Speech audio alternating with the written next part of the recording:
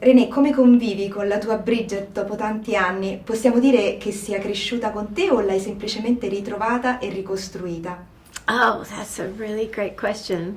Yeah, I feel like she's never far away. I talk about her with somebody on the streets pretty much every day.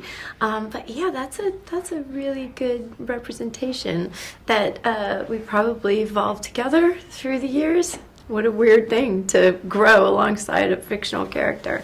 And every time we're reintroduced, it's a rediscovery because you're never the same person in different stages of your life. And certainly it's true at this stage in life where, grief is a familiar thing for anyone who's reached this stage. It's really rare that it wouldn't be. So, yeah.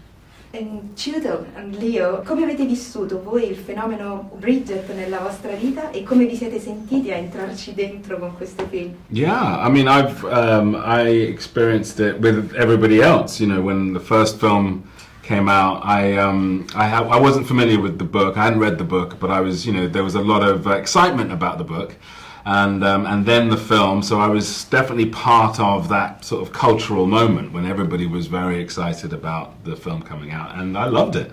I found, like everybody else, I thought it was incredibly funny, incredibly touching, and I really connected to the character, to the character of Bridget, maybe even more than the male characters, which were really great, but I feel like it was something to do with the kind of chaos of Bridget and the optimism of Bridget that I felt like I just thought that this was the arrival of this really special character. So all of that was very meaningful, and it was a bit intimidating because it's so beloved, as a character and as a franchise. It was a little bit intimidating to join the Bridget world.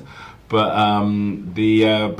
everybody was so inviting, and it was so much fun. Renée especially, just leading from the front and inviting everybody in and being very warm. And this script was so funny and emotional, and I loved this character of Walliker.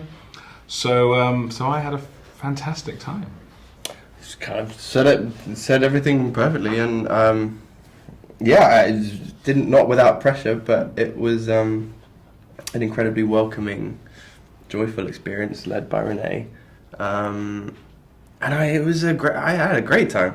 I got to just sort of come to work and hang out with you and climb trees and swim in swimming pools. It was great. What a job. Come è cambiato il romanticismo dal 2001 al 2025?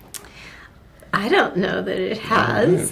I think maybe how you meet people has changed a bit, but I think that how people relate and what you hope for just kind of stay the same. Mm. Well, in 2001, when I was dating, I can tell you it's very different. Imagine it's different.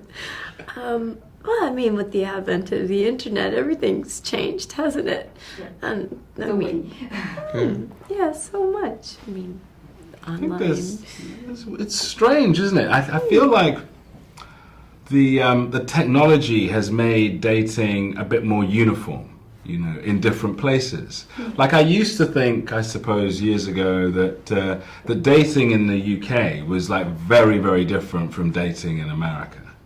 For example, and I'm sure that dating in Italy was probably very different from both places. Whereas I think now maybe there's a sort of general kind of internet language, or on Tinder and whatever, which is much more sort of, everywhere. It's its own thing, how people respond to the apps, how people, whereas, I suppose because in America, like dating was a thing, whereas in the UK, if you met up with somebody a few times, you were boyfriend and girlfriend. You know what I mean? Like, you were sort of, by definition, exclusive.